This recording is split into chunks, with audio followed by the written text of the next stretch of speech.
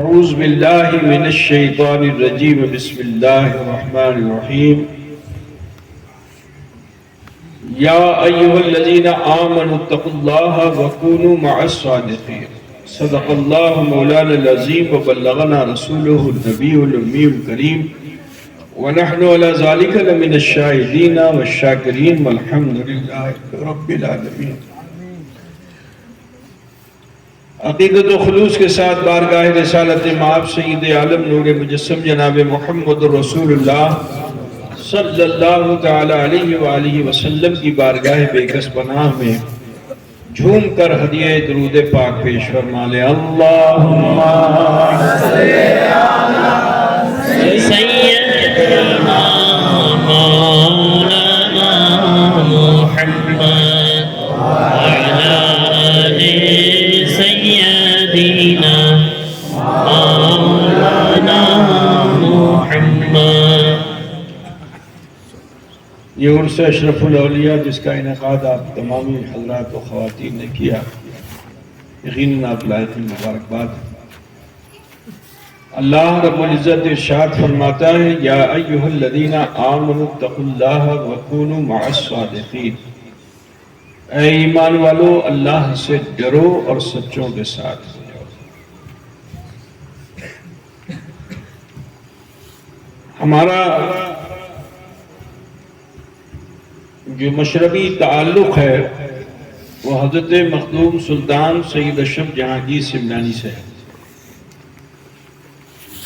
حضرت مخدوم سلطان سید اشرف جہانگیر سمنانی یہ ایک راجہ کے بیٹے تھے، بادشاہ کے،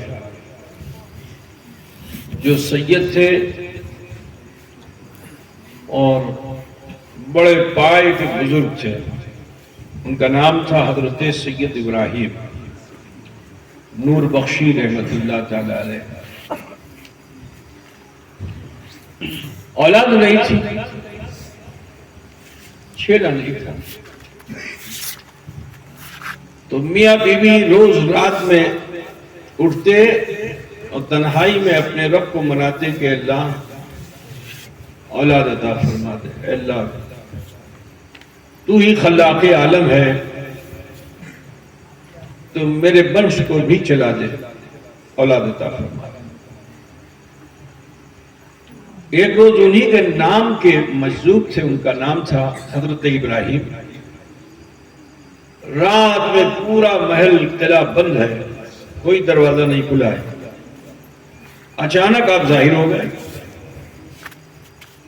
اب جو حضرت ابراہیم نور بخشی نے دیکھا کہ ابراہیم مجذوب آئے ہیں، تو آپ احترام میں کھڑے ہو گئے، ان کا استقبال کیا، ان کی سیوا کیا۔ تو آپ جانتے ہیں مجذوب لوگوں کا معاملہ بہت، ان کی بات چیت بولی کیسی ہوتی ہے۔ فرمایا ابراہیم دامن پھیلا، دامن پھیلا۔ حضرت ابراہیم نور بخشی نے، مخدوم صاحب کے والد نے دامن پھیلا دیا، ایک پھول دامن میں ڈال دیا، کہا جا تیرے وہاں احد الدین اشرف آئے گا۔ واہ سبحان اللہ سبحان اللہ۔ لیکن وہ تیرا نہیں ہوگا، میرا ہوگا۔ سبحان اللہ۔ یہ کہہ کر کے وہ بزرگ چلے۔ مجذوب لوگوں کی بولی ایسی ہوتی ہے نا، ٹائٹ ٹائٹ بولتے ہیں وہ۔ اب حضرت آگے آگے پیچھے پیچھے سلطان وقت، جب دروازے پہ پہنچے تو کہا اب کیا چاہتا ہے؟ کہا حضور آپ کا کرم، آپ کی عطا چاہتا ہوں۔ سبحان اللہ۔ کہا دامن پھیلا، پھر دامن پھیلایا، پھر ایک پھول ڈال دیا، اور فرمایا عارف آئے گا۔ یہ کہہ گئے آپ چلے۔ وہ مخدوم اشرف جہانگیر سمنانی جو بشارت مصطفیٰ ہیں وہ بھی میں تمہیں بتا دوں گا۔ یہ تو ایک مجذوب نے بشارت دی۔ اللہ کے رسول صلی اللہ علیہ وسلم سے جب مکے میں کفاران عرب نے یہ کہا تھا کہ جدی آپنی نبی آچھیں تو যদি আপনি চন্দ্র ভেঙে দেবেন তারপরে আমি মানবো যে আপনি নবী আছেন। বাংলা তো समझ रहा है ना? जी जी কিছু ভালো হলো কি नहीं? नबी सल्लल्लाहु अलैहि वसल्लम ने उन काफिरों मुशरिकों से एक लम्हा भी ये नहीं कहा कि जब ठहरो जरा मैं अल्लाह को मना लूं, राजी कर लूं, कुछ नहीं। जैसे ही उन्होंने कहा कि যদি চন্দ্র ভেঙে দেবেন তারপরে আমি মানবো कि अपनी नबी आছেন, नबी ने उंगली का इशारा किया। वाह सुभान अल्लाह जैसे ही उंगली का इशारा किया चांद फट गया। सुभान अल्लाह एक तरफ सात वंशक्कल कमर, कुरान ने आज भी उसकी गवाही दी है कि चांद दो टुकड़े हो गया जब मुस्तफा जाने रहमत ने अपनी उंगली का इशारा फरमा दिया। सुभान अल्लाह वो घड़ी आ गई कि जब चांद दो टुकड़े हो। अब जब चांद फटे गए तो हिंदुस्तान में एक राजा था, राजा भोज, बड़ा विद्वान शिक्षित मानुष था और बड़ा अदल इंसाफ करने वाला, जालिम राजा नहीं था, अपनी रियाया पे बहुत अदल करने वाला था। हम लोगों ने बचपन में उसका वाकया पढ़ा तो उसमें क्या था कि टके शेर भाजी तो टके शेर खाजा। वो ऐसा राजा था कि एक ही टके में भाजी भी मिलती थी, एक ही टके में खाजा भी मिलता। सोना लो तो 1 टका, रूपा लो तो 1 टका, वो तो भूल गया ना, सब बराबर। ऐसा राजा था, बड़ा शिक्षित विद्वान राजा था।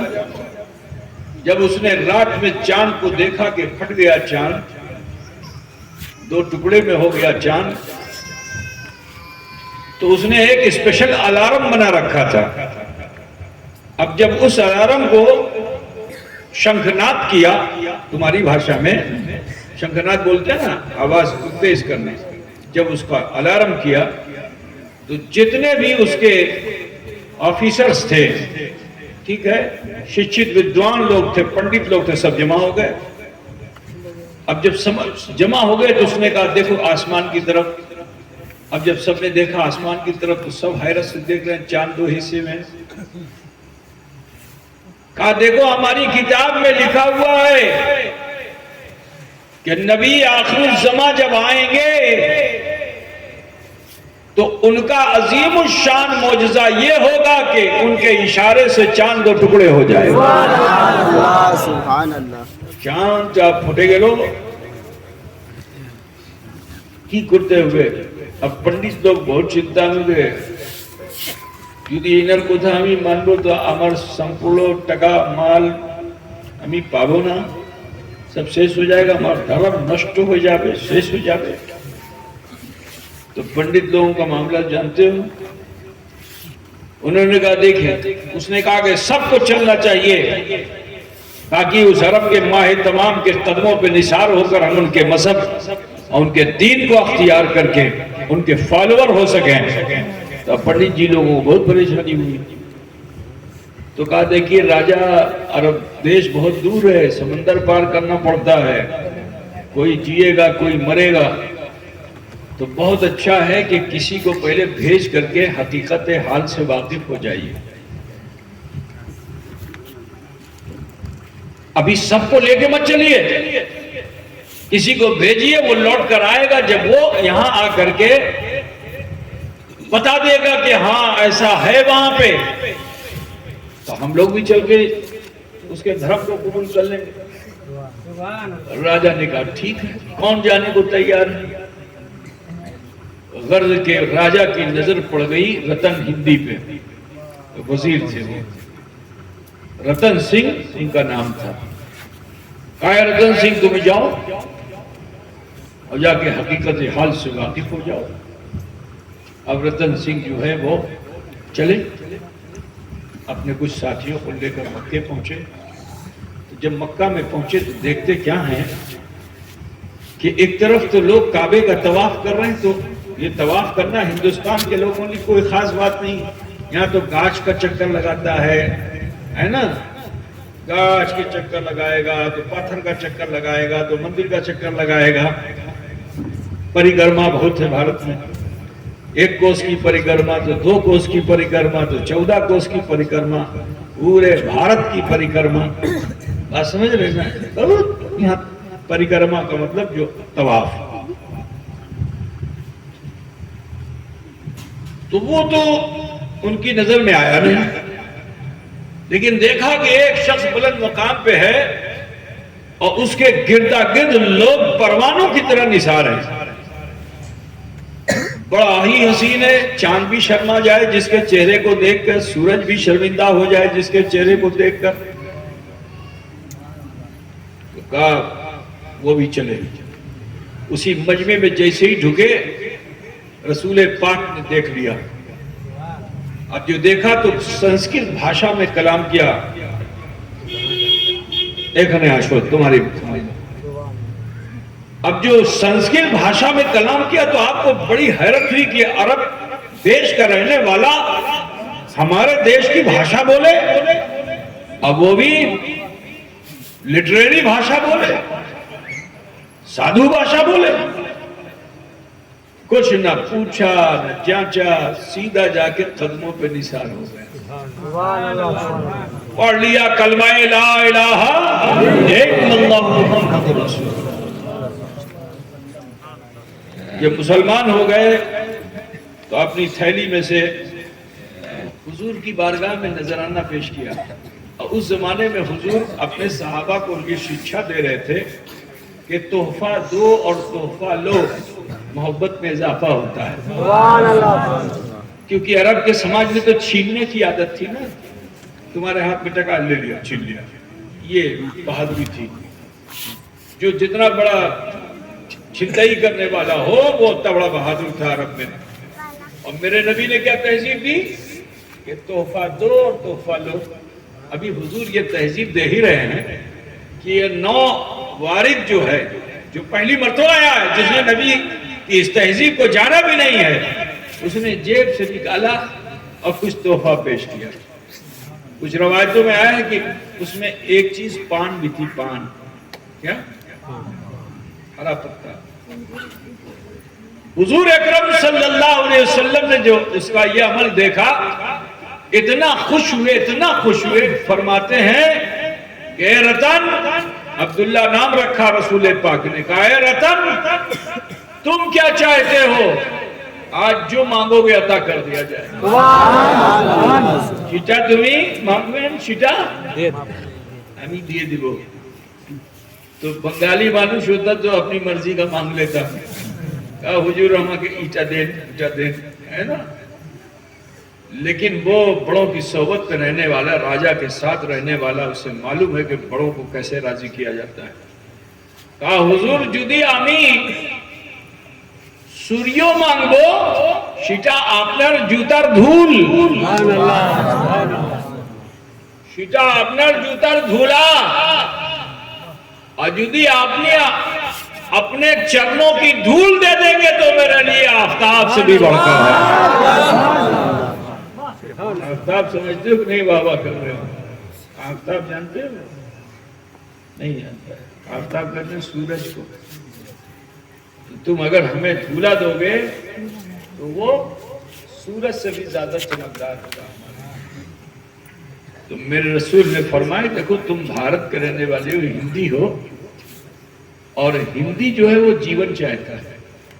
यहाँ के किसी बूढ़े से भी कह दो कि मरोगे तो कहा ना ना ना ना ना, पैर जो है कब्र में लटकाए हुए है, कहते वो मरोगे कहना है कुछ जीवन और मिल जाता, नाती पोते का ब्याह देख लेते तो अच्छा होता है ना। भारत का आदमी जल्दी मरना नहीं चाहता है। यहाँ का भगवान भी जो होता है वो भी अपने जीवन को बढ़ाने के लिए अमृत का प्याला पीता है, और वही अमृत का प्याला उसके लिए मौत का सबब बन जाता है। समझ रहे हो? नहीं समझ? जानते हो ना? अमृत समझते हो ना? क्या समझते हो? यहाँ तुम्हारे वहां उसकी बड़ी पूजा होती है, पूरे देश में, पूरे मुल्क में। उसकी गर्दन में सांप लपेटा रहता है ना। उसकी पेशानी पे एक अलग से फोटो में देखा है, आंख दिखाई देती है। तो सोचो वो चाहता था कि मुझे जीवन मिल जाए, मैं आजीवन हो जाऊं, لیکن موت تو لازمی ہے نا. بھگوان ہو چاہے بھگوان، مرنا تو سب کو ہے. بات سمجھ رہے ہیں نا. لیکن میرے نبی نے فرمایا تم بھارت کے رہنے والے زندگی چاہتے ہو، جاؤ، میں نے تمہیں زندگی بخشی. لیکن میں تمہیں کچھ تحفہ دیتا ہوں، امانت کے طور پہ رکھنا. میری آل تم سے ملے گی. جب میری آل تم سے ملے تو میرا یہ تحفہ اسے دے دینا. حضور نے اپنا تاج دیا، ماما دیا، اپنا جبہ دیا، اسے لے کے جاؤ. اب وہ لے کر کے آئے. جب یہاں ہندوستان پہنچے تو راجہ بھوج مر چکا تھا. سارے وزیروں نے اپنی خود مختار حکومتیں بنا لی تھی. ٹکڑے ٹکڑے میں بٹ گیا تھا دیش. آپ سمجھے نا. جیسے تمہارا بغیچہ پور کا حال ہے ایسے ہی ہو گیا تھا. آپ سمجھے نا. ٹکڑے ٹکڑے میں بٹ گیا تھا. جب اختیار پاور کسی کے پاس ملتا ہے تو یہی ہوتا ہے. پھر وہ 1 2 3 4 نہ جانے کتنے ٹکڑے ہوتے ہیں. ٹکڑوں سے بچو، ٹھیک ہے نا. یونائٹ رہو گے تو پاور رہے گا، شکتی رہے گی. میرے جملوں پہ غور کرو گے تو ہو سکتا ہے کہ اللہ ہدایت کی توفیق عطا فرمائے. تو بہرحال میں کہہ رہا تھا کہ اب راجہ بھوج تو مر چکا تھا. سب خود مختار حکومتیں چھوٹی چھوٹی بن چکی تھی. یہ رتلام ہے تو وہ اندور ہے تو وہ اجین ہے. یہ اسی علاقے کے راجہ تھے. ٹھیک ہے نا. نام سنا ہے سب. مدھیہ پردیش کا ایسا علاقہ ہے، اسی علاقے کے وہ راجہ تھے. تو اب جب بابا رتن یہاں آئے تو دیکھا کہ سب شیش ہو چکا ہے. تو کیا کرے، راجہ مر چکا ہے. تو آپ نے تبلیغ دین کرنا شروع کر دیا، اسلام کا پرچار کرنا شروع کر دیا، دعوت حق دینی شروع کر دیا. آپ کے ساتھ بھی بڑی جماعت ہو گئی. تو آپ ایک جگہ ٹھہرتے نہیں تھے، خانہ بدوش زندگی جی رہے تھے. کبھی یہاں کبھی وہاں، کبھی وہاں کبھی وہاں، چلتے چلتے چلتے چلتے آپ مدھیہ پردیش سے کہاں پہنچ گئے؟ راجستھان. 700 سال کا عرصہ گزر گیا. اب 700 سال کے بعد وہاں ابراہیم مجذوب نے بشارت دی، اشرف جہانگیر پیدا ہوئے. لیکن سنو، وہ اشرف جہانگیر سمنانی جو محل میں پیدا ہوئے تھے، لیکن وہاں ایک بزرگ تھے، ان کا نام تھا علاء الدولہ سمنانی. کیا نام تھا؟ جی. تصوف جسے کہتے ہیں، اس میں تصوف میں 2 راستے ہیں. ایک ہے طریقہ وحدت الوجود کا، اور دوسرا طریقہ ہے وحدت الشہود کا. جو 4 سلسلے ہیں، 4 سلسلوں میں سے 3 سلسلہ وہ ہے کہ جو وحدت الوجود کا قائل ہے. سلسلہ قادریہ، سلسلہ چشتیہ اور سلسلہ سہروردیہ. ان کے وہاں سلسلہ اس میں کیا ہے؟ فلسفہ وحدت الوجود پر. ابھی جو مولانا نے اشعار پڑھے نا آغا حضرت اشرفی میں آ کے، یہ فلسفہ وحدت الوجود کے اشعار تھے، جسے سمجھنا آپ لوگوں کے بس کی بات نہیں ہے. خدا پوچھ گیا نا. ایک ہوتا ہے فلسفہ وحدت الشہود. حضرت علاء الدولہ سمنانی وہ تھے کہ جو فلسفہ وحدت الشہود پر. ایک نام اور آپ نے بہت دیکھا ہوگا سیریل وغیرہ، اس میں موبائل میں اور ٹی وی میں، اس میں ترکی کا دکھلاتے ہیں سب پورا، ہے نا. اس کے اندر ایک بزرگ کا نام آتا ہے حضرت محی الدین ابن عربی. کیا نام آتا ہے؟ حضرت محی الدین ابن عربی. یہ پورا ہندوستان جانتا ہے، پاکستان جانتا ہے، سب جان گئے. جب سے وہ سیریل آیا سب نے اس کو دیکھا تو سب اس کے اندر جو بزرگوں کا طریقہ، ذکر اذکار، یہ وہ جو تھے وہ فلسفہ وحدت الشہود پر تھے. عزیزان گرامی خیال فرمائیے. حضرت علاء الدولہ سمنانی کی صحبت میں بچپن سے آپ رہتے، معرفت کی تعلیم حاصل کرتے، مدرسے میں پڑھتے. 7 سال میں آپ حافظ قرآن صرف نہیں ہوئے، بلکہ قرأت سبا میں، ٹھیک ہے، آپ نے قرآن کو 7 طریقے سے پڑھنا سیکھ لیا تھا، خدا بجھ گیا نا. اور پھر 14 سال کی عمر تک آپ بڑے علامہ فہامہ کئی کتابوں کے مصنف بھی ہو گئے. بابا کا انتقال ہو گیا. اب جب والد صاحب کا انتقال ہو گیا تو لوگوں نے آپ کو تخت پہ بٹھا دیا، لیکن آپ کا من تو ادھر لگتا تھا.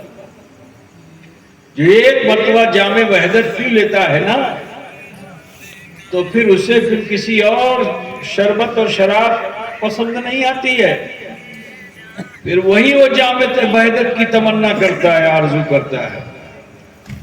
لیکن 10 سال تک آپ نے حکومت کی عدل و انصاف کے ساتھ.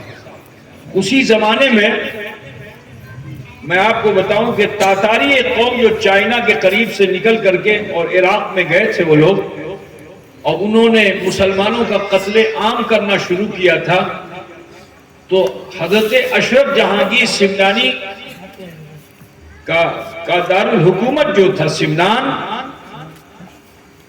اور پھر ادھر ایک ندی بڑی ہے، اسی ندی وہ ندی پارٹ کرتی ہے، ٹھیک ہے.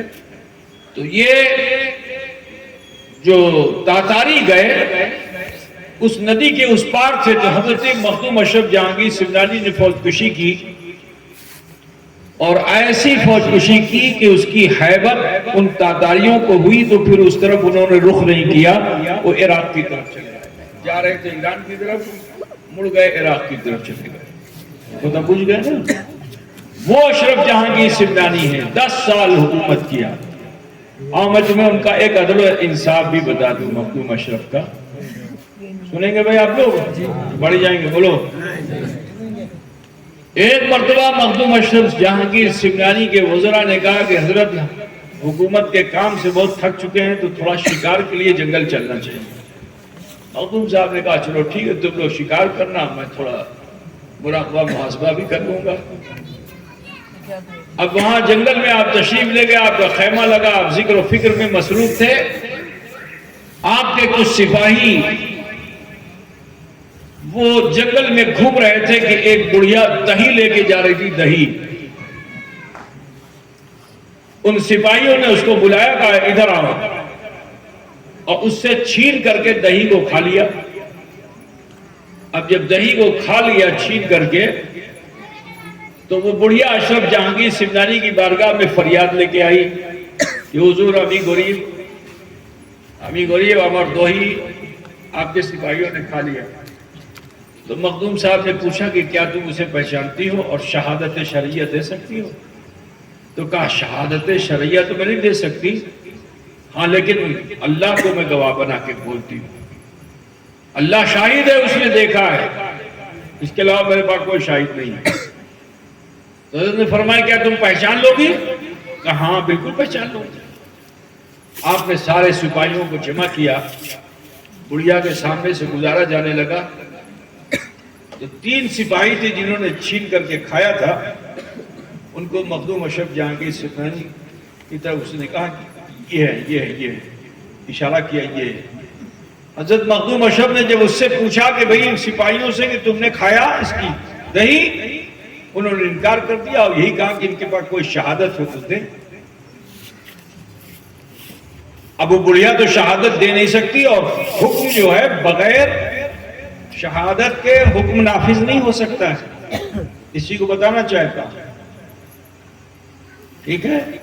اللہ کا ولی تو اس پر تو الہام بھی ہوتا ہے نا، وہ تو روشن ضمیر بھی ہوتا ہے، لیکن فتویٰ دے سکتا ہے.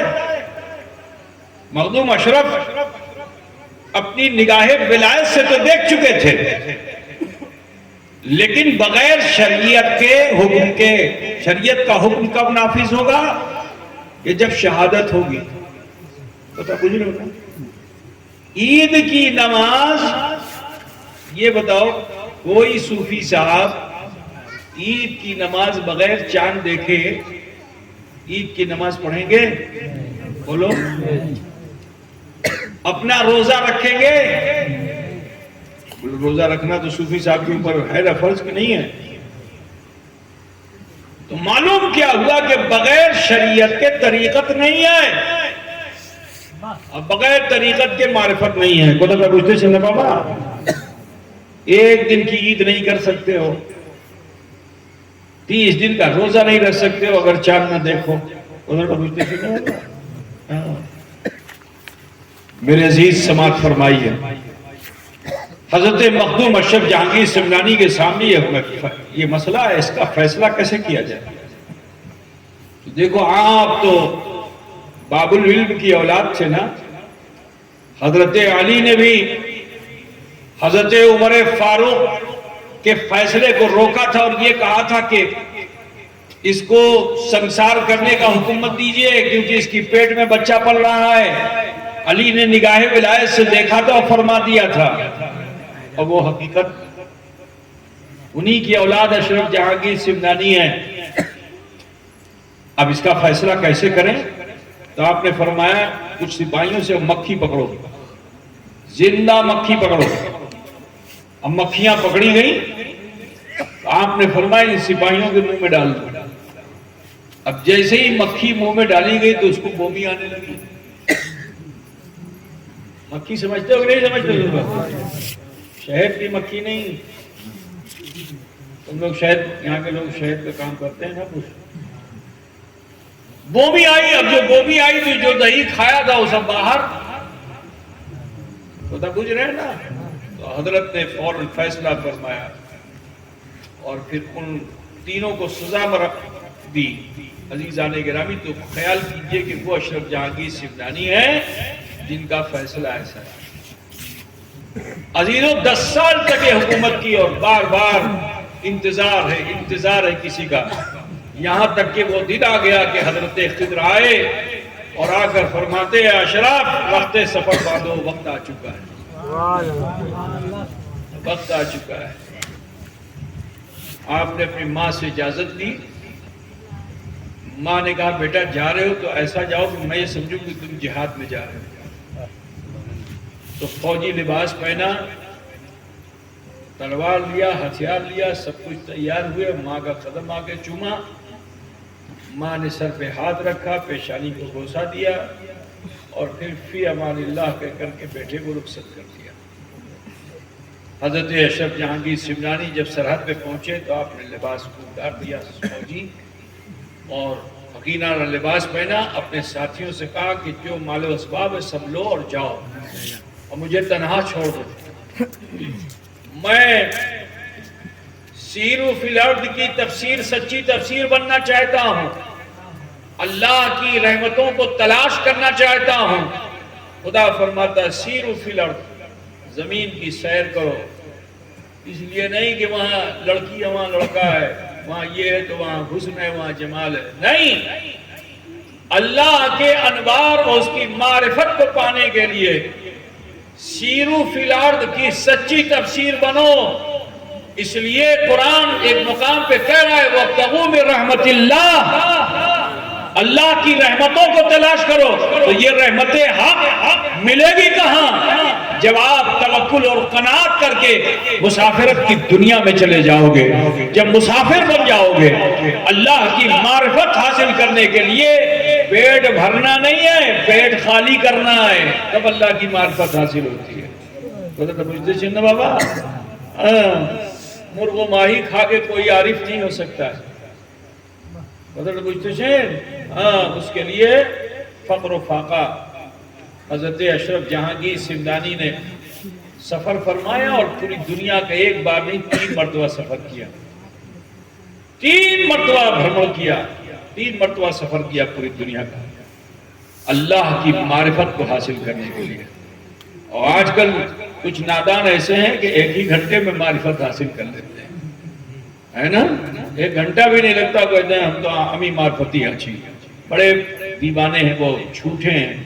وَيْلٌ يَوْمَئِذٍ لِّلْمُكَذِّبِينَ، وائل ہے، جہنم کا سب سے نچلا حصہ ہے ان کے لیے کہ جو جھوٹ بولتے ہیں. خدا کا پوچھتے چلنا ہوگا، جھوٹوں کے لیے جہنم کا سب سے نچلا حصہ ہے. حضرت اشرف جہانگیر سمنانی پھر بھی منزل نہ پا سکے. سوچو 3 بار پوری دنیا کا بھرمڑ کیا. حتیٰ کہ پھر بھارت ورش میں ہندوستان میں تشریف لائے. تو میں بتانا چاہتا ہوں اس مقام پہ پہنچے جہاں بابا رتن ہندی، وہ جگہ ہے بھٹنڈا، پنجاب اور ہریانہ اور راجستھان کے بارڈر پہ جگہ کیا ہے؟ بھٹنڈا. وہاں حضرت بابا رتن ہندی ہیں. آپ جب پہنچے تو دیکھا کہ کچھ اسلامی صورت والے مسلمان وہ موجود ہیں. تو آپ کو خوشی ہوئی کہ یہاں کم سے کم مسلمان تو مل گئے. ہر طرف دیکھو تو تلک دھاری، جنیو دھاری ہے نا، نہ جانے کیا کیا بھاری ہے نا. اب اس دیش میں سوچئے کچھ مسلمان جو ملے تو مخدوم اشرف کو بڑی خوشی ہوئی. آپ قریب گئے، السلام علیکم السلام، کہا آپ لوگ کون ہیں؟ تو انہوں نے فخر سے کہا الحمدللہ ہم لوگ مسلمان ہیں، تابعی ہیں. تو مخدوم اشرف کو بڑی حیرت ہوئی کہ اس زمانے میں تابعی ہے، تو تابعیوں کا زمانہ نہیں ہے. تو آپ نے پوچھا تابعی کیسے ہو؟ کہا اس لیے کیونکہ ہم ایمان کی حالت سے روزانہ صحابی کی زیارت کرتے ہیں. صحابی کہاں ہیں؟ تو اتنے بوڑھے ہو چکے تھے کہ بدن ان کا سکڑ گیا تھا. ان کو روئی کے گالے میں لپیٹ کر کے رکھے تھے، وہ خالی سانس آتی جاتی تھی بس. ایک بڑا سا بانس کا چھیکا بنا دیا تھا اور اسی میں ان کو لٹا کر کے ٹانگ دیا جاتا تھا. کہاں ہے؟ یہ اتارو. اب جو اتارے گئے تو حضرت مخدوم اشرف جہانگیر سمنانی نے جیسے ہی دیکھا فرماتے ہیں السلام علیکہ یا بابا رتن. تو وہ کہ جو کسی کی نہیں سنتے تھے، ولی را ولی میں شناست، ولی ولی کو پہچانتا ہے. جیسے ہی سلام کیا اب تک تو سنائی نہیں دیتا تھا. 700 سال کی عمر تھی لیکن اسی آواز کے جو انتظار میں تھے. جیسے ہی یہ آواز ان کے کانوں سے ٹکرائی، چہرے کو گھمایا، اشرف پہ نظر ڈالی، فرمایا وعلیکہ السلام یا سیدی.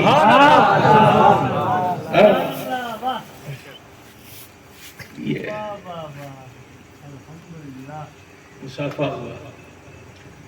کہا آپ آل نبی ہیں، میں نے آپ کے نانا کے ہاتھوں پہ اسلام قبول کیا ہے. اب میرے مرنے کا سمے آ گیا ہے. اب میں یہ چاہتا ہوں کہ جب میں محشر میں پہنچوں تو ایک نہیں 2 گواہ پیش کروں رب کی بارگاہ میں. ایک نہیں 2 گواہ پیش کروں، نبی کو بھی پیش کروں اپنے ایمان پر اور آل نبی کو بھی پیش کروں اپنے ایمان. حضرت اشرف جہانگیر سمنانی نے کلمہ پڑھایا. آپ نے فرمایا کہ آپ کی امانت میرے پاس ہے. وہ بخشا اٹھا کے پیش کر دیا وہ امانت. کہا لیکن میری ایک خواہش ہے کہ آپ جو آل نبی ہیں اس لباس کو پہن لیجئے. آپ آل نبی ہیں اس امامے کو باندھ لیجئے. اشرف جہانگیر نے ایسے ہی کیا، امامے کو سر پہ باندھا اور لباس کو پہن لیا. اب جو پہنا تو یاد نبی کا غلبہ ایسا ہوا کہ آپ نے جو دیکھا تو یوں کہہ لو کہ مخدوم اشرف کے چہرے میں جلوہ مصطفیٰ انہیں نظر آ گیا اور پھر ہاتھوں پہ ہاتھ رکھا، کلمہ پڑھا اور وصال فرما گئے. عزیزان گرامی، تو حضرت مخدوم سلطان سید اشرف جہانگیر سمنانی وہ ہیں. عزیزو پھر بھی منزل نہیں ملی. پھر بھرمڑ کیا، چکر لگایا، لگاتے راستے میں ایک اور اللہ کے ولی تھے. ان کا نام تھا حضرت شرف الدین یحییٰ منیری. ابھی یہ جو شوال کا مہینہ چل رہا ہے نا، 6 شوال کو حضرت کا وصال ہوا تھا. کتنی تاریخ کو یاد رہے گا؟ بہار شریف میں، بہار پٹنہ کے آگے بہار شریف ہے نا ایئرپورٹ کے پاس میں، وہیں حضرت کا مزار ہے شرف الدین یحییٰ منیری کا. بڑے پائے کے بزرگ ہیں.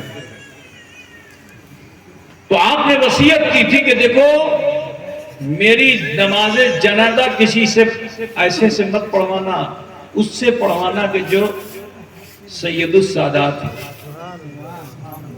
جو تارک السلطنت ہو، جو فقیہ اصل ہو، جو قاری قرأت سما ہو، اس سے میری نماز جنازہ پڑھانا.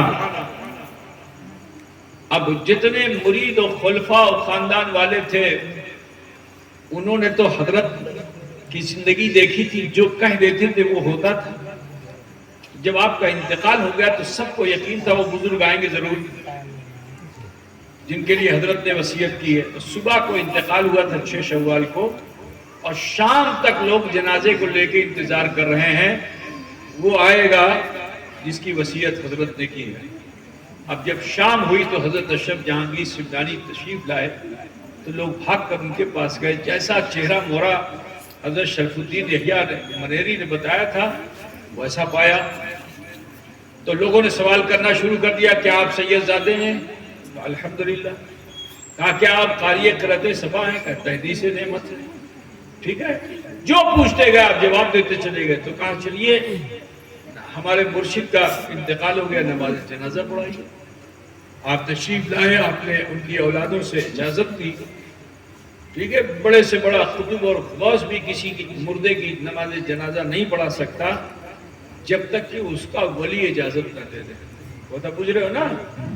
ہاں، تو حضرت اشرف جہانگیر سمنانی نے اجازت دی اور پھر نماز جنازہ پڑھائی۔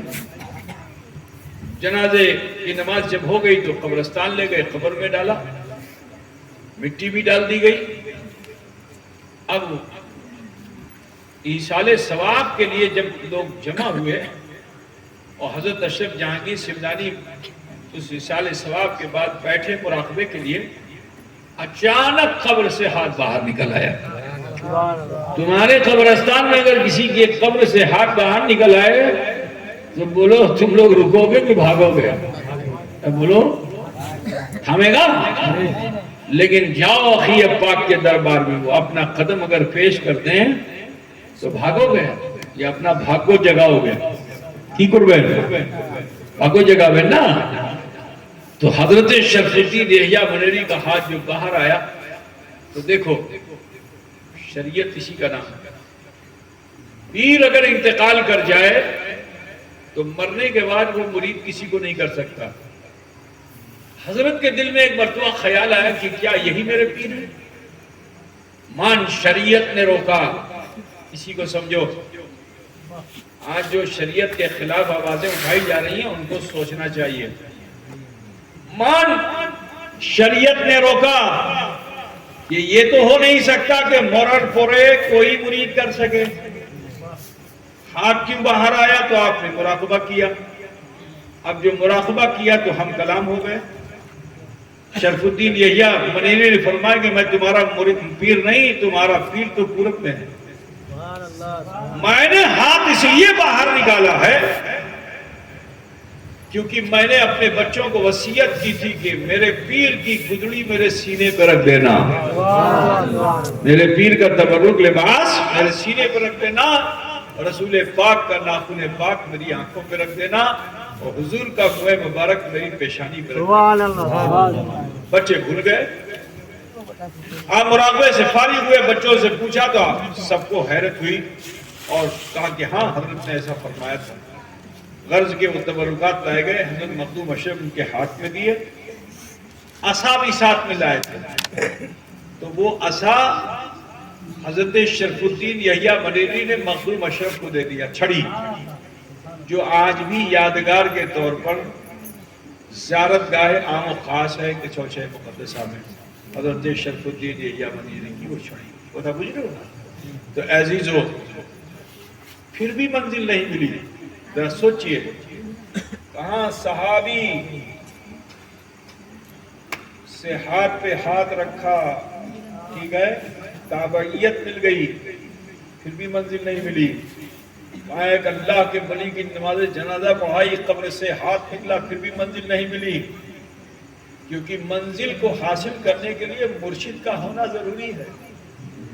جب تک کہ مرشد ہے حقیقی نہیں ملے گا منزل مل نہیں سکتی ہے۔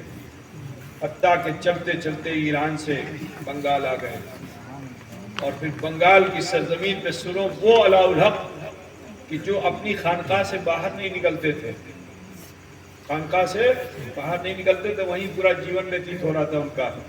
لوگ آتے تھے، آپ باہر نہیں جاتے تھے۔ بادشاہ آئے تو وہاں، بادشاہ کے وہاں آپ نہیں جاتے تھے۔ مرید آئے تو وہاں مرید صبح نہیں جاتے تھے، یہ علاؤ الحق پنڈری کا رواج تھا، ٹھیک ہے۔ لیکن جب اشرف جہانگیر سمنانی تشریف لانے لگے تو 7 دن پہلے 7 دن سے آپ بس یہی رٹ لگائے ہوئے تھے، بوئے یار نہیں آئے، بوئے یار نہیں آئے، مجھے میرے دوست کی خوشبو آتی ہے، مجھے میرے دوست کی خوشبو آتی ہے۔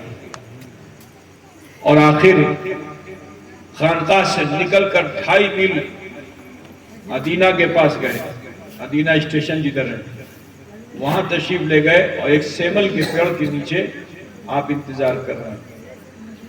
جب آپ تشریف لائے، ملاقات ہوئی، سلام علیک ہوا، فرمایا کہ اے فرزند اشرف، تمہارا آنا مبارک، میں نے آپ کے لیے پالکی کا انتظام کیا ہے، اس میں بیٹھ کے چلیے۔ آج اس زمانے میں مرید خوش ہوتا ہے جب پیر صاحب اس کے لیے کچھ دیکھ لیں، اس کو کچھ اچھے سے بول دے، اس سے کچھ اس کے لیے کھانا پھر کھلا دیں، پانی پلا دیں تو بڑا خوش رہا پیر صاحب، بڑا پھالو۔ حضرت علاء الحق نے کیا کہا کہ یہ پالکی میں تمہارے لیے اس پہ بیٹھو۔ تو اشرف جہانگیر کو تو خوش ہونا چاہیے تھا، لیکن سنو، مرشد ٹیسٹ لیتا ہے، کبھی ڈانٹ کے ٹیسٹ لیتا ہے، کبھی مسکرا کے ٹیسٹ لیتا ہے، کبھی کھلا کے ٹیسٹ لیتا ہے، کبھی سلا کے ٹیسٹ لیتا ہے۔ اگر اس ٹیسٹ میں تم کامیاب ہو گئے تم کامیاب۔ پیر صاحب کو ایسے ہی مت سمجھنا، بات سمجھ رہے ہو نا، وہ تمہارا امتحان لیتا رہتا ہے۔ برادران اسلام، خیال فرمائیے، حضرت اشرف جہانگیر سمنانی کی عاجزی اور انکساری دیکھیے۔ آپ نے عرض کیا، حضور یہ تو آپ کا حکم ہے سر آنکھوں پہ، لیکن میں بھی ایک تمنا لے کے آیا ہوں، اگر کہیے تو عرض کر دوں۔ ہاں بتاؤ کیا کہنا چاہتے ہو؟ کہا میری چاہت یہ ہے کہ آپ اس پالکی پہ بیٹھے اور میں کاندھا دوں۔ سبحان اللہ۔ یہ نفس کا معاملہ۔ علاء الحق بیٹھ گئے، مخدوم اشرف نے کاندھا دیا، سفر ہوا، خانقاہ آئی، جیسے ہی دروازے پہ پہنچے آپ رک گئے، پالکی اندر چلی گئی۔ ایک بات بتاؤ، جو 7 دن سے کسی کا انتظار کر رہا ہو اور جب مل جائے تو اس کو چھوڑے گا؟ 3 دن پوچھا ہی نہیں، خانقاہ میں پالکی چلی گئی، 3 دن پوچھا ہی نہیں علاء الحق پنڈوی نے اشرف کہاں ہے؟ 3 دن کے بعد فرماتے ہیں کوتھا ہے اشرف؟ اس نے کہا حضور وہ تو خانقاہ میں آئے نہیں، دروازے پہ ہیں۔ تو آپ روتے ہوئے دروازے پہ گئے اور فرماتے ہیں اے اشرف، تیرا مقام قدموں میں نہیں ہے، چوکھٹ پہ نہیں ہے، تیرا مقام تو میرے سینے میں ہے۔ اے عزیزو، سینے سے لگایا، راز و نیاز جو کچھ تھا عطا فرما دیا۔ وہ سلسلہ اشرفیہ کے بانی بنے، اور اس سلسلے میں ایسے ایسے علامہ فہامہ اور صاحب کرامت بزرگ گزرے کہ اگر میں ان کے واقعے کو بیان کروں تو کئی مہینے گزر جائیں گے۔ بس تمہیں بتانا چاہتا ہوں کہ سلسلہ اشرفیہ میں ایک بزرگ ہیں، ان کا نام ہے حضرت شاہ فتح اللہ رحمۃ اللہ علیہ، زندہ پیر کے نام سے۔ شجرہ شریف جن کے پاس ہوگا تو اس نام کو دیکھیں گے۔ یہ بزرگ ایسے ہیں کہ ان کا انتقال ہو گیا بدھ کے دن۔ اب ہمارے وہاں بازار میں جو سب رہتے ہیں بنیے کافر لوگ، تو سبھی کھڑے ہوئے ہیں، عورت مرد سب کھڑے ہوئے ہیں، جنازہ جا رہا ہے۔ ایک عورت جو حاملہ تھی، اس نے دھیرے سے کہا میاں بڑا نام آپ کا سنتے تھے، اور مرے تو کون سے دن مرے؟ اتنا کہنا تھا کہ حضرت جنازے میں اٹھ کے بیٹھ گئے۔ سبحان اللہ۔ اور فرماتے ہیں غیبانی بتا وہ کون سا دن اچھا ہوتا ہے؟ تو خوف سے اس کا حمل ضائع ہو گیا۔ اب وہ بولتی ہے کہ آپ کے وہاں تو جمعہ جمعرات اچھا ہوتا ہے۔ آپ نے فرمایا اچھا جنازہ میرا واپس لے چلو، اور میرا انتقال جمعے کے دن ہوگا، جمعے کے دن میرا انتقال ہوگا، خاندان میں جو لوگ بچے ان کو بھی بلا لو۔ حتیٰ کہ پھر جمعے کو آپ کا انتقال ہوا، اور آپ کی قبر انور جو ہے وہ کچوشے شریف جو لوگ گئے ہوں دیکھا ہوگا، ایک جگہ ہے چلہ خانہ جہاں لوگ دیکھتے ہوں گے کہ بھوت شیطان سب جگتے ہیں۔ اسی کے بغل میں ایک چھوٹی سی قبر ہے. پہلے وہاں مسجد کا راستہ تھا, وہی حضرت کا چلہ خانہ تھا. تو حضرت نے وصیت کی تھی کہ میری قبر یہیں بنائی جائے. اب وہ معاملہ ڈسپیوٹ یہ ہوا کہ مسجد کا راستہ ہے اور راستے میں قبر کیسے بنے گی. اب ہو گیا معاملہ, قبر کھد گئی, سب کچھ ہو چکا, نماز جنازہ پڑھایا جا چکا, لیکن دفن ہونے میں اختلاف. ہوبے نہ کنو ہوبے سمجھ رہے نا. آخر کار جب دیکھا کہ معاملہ لڑائی جھگڑے پہ چلا جائے گا تو آپ پھر جنازے سے اٹھے اور قبر میں جا کے لیٹ گئے اور فرماتے ہیں لوگوں آؤ مجھے مٹی دو. یہ وہ خاندان ہے. اب بہت دور مت جاؤ اور میں قریب میں بتا دوں بات کو سمیٹ کر کے کہ حضرت اشرف الاولیاء کے جو والد گرامی تھے حضرت تاج الاسفیاء رحمۃ اللہ علیہ, بڑے صاحب زبان بزرگ, جو کہہ دیتے تھے وہ ہو جاتا تھا. جن علاقوں میں ادھر بہار میں تشریف لائے آپ, آج بھی ان کے واقعات بہت مشہور ہیں. بھاگلپور میں, سہرسہ میں, ان سب علاقوں میں. تو سہرسہ ضلع میں سمری بختیارپور کا علاقہ ہے, وہاں ایک چھوٹا سا گاؤں ہے پہلام ہے. بڑے سرمایہ دار لوگ, زمیندار لوگ رہا کرتے ہیں. لیکن حضور اشرفی میاں کا قیام ایک غریب گھر میں ہوتا تھا. نسباً سب ایک تھے لیکن وہ غریب تھے. حضرت کا قیام انہیں کے وہاں ہوتا تھا. حضرت کے وہ خلیفہ تھے شاہ احسان الدین صاحب. میرے دادا تاج الاسفیاء رحمۃ اللہ علیہ جب فرنگی محل سے فارغ ہو کر اپنے والد کے ساتھ سفر پہ آئے تو انہیں کے وہاں قیام ہوا. اب حضرت نے دیکھا کہ ان کے خاندان کے سارے لوگ تو دولت مند ہیں, بڑی بڑی کوٹھیاں ہیں, بیچارے جھوپڑی والے ہیں. تو آپ کو بڑا احساس ہوا. نوجوان تھے ہی, 16-17 سال کی عمر کے. تو صبح فجر کا وضو آپ نے فرمایا اور وضو سے زمین جو بھیگ جاتی ہے, مسواک کی تھی نیم کے گاچھ کی, مسواک ہوتی ہے نا, مسواک کے, اور پھر اس مسواک کو آپ نے زمین میں گاڑ دیا اور فرمایا حسام الدین دیکھو اس کی حفاظت کرنا. جب یہ گاچھ ہو جائے گا اور اس میں ہاتھی باندھو گے تب فقیر کو بلانا. ٹھیک ہے.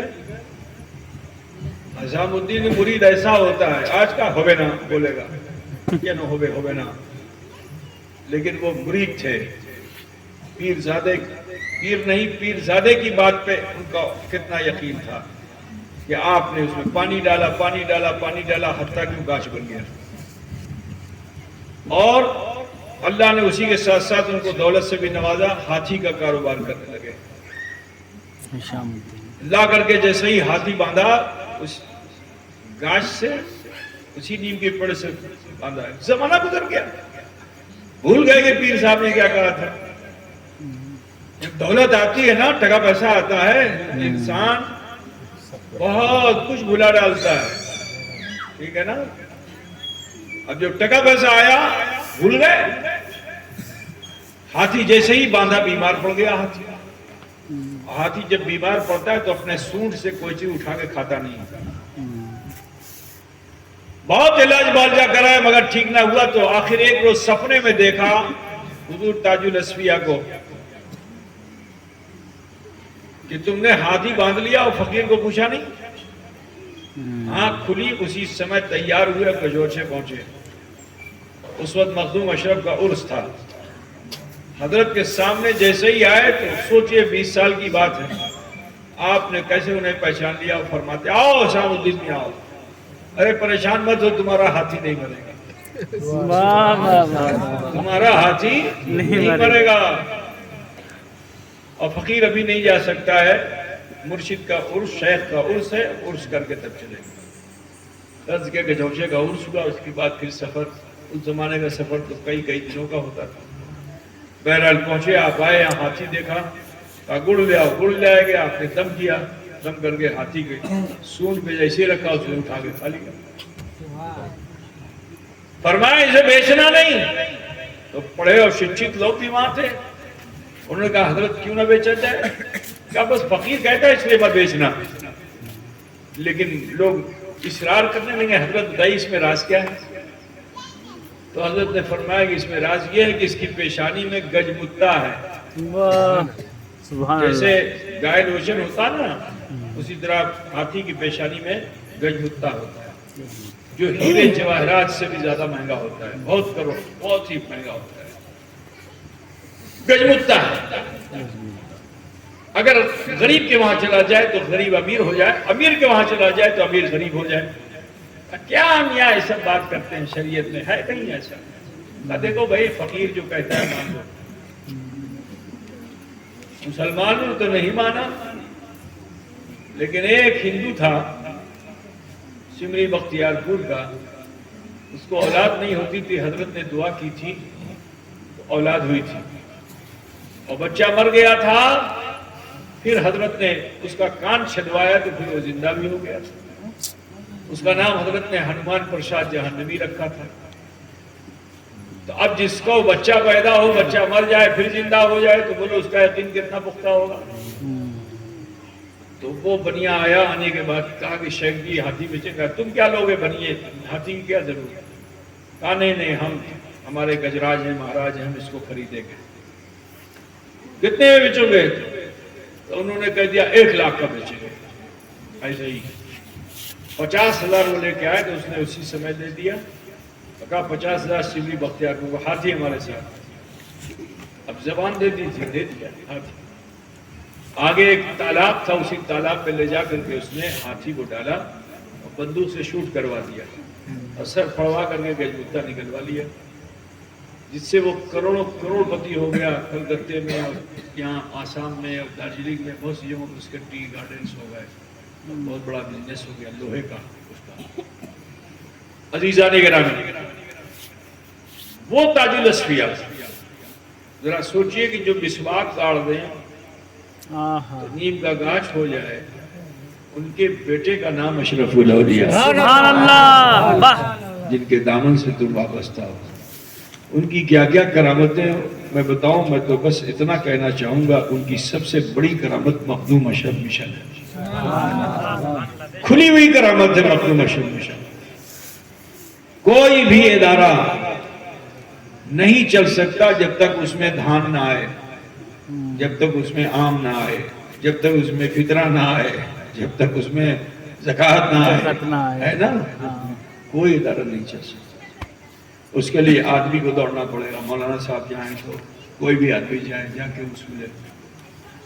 حضرت نے اس سسٹم کو رکھا ہی نہیں. اور آپ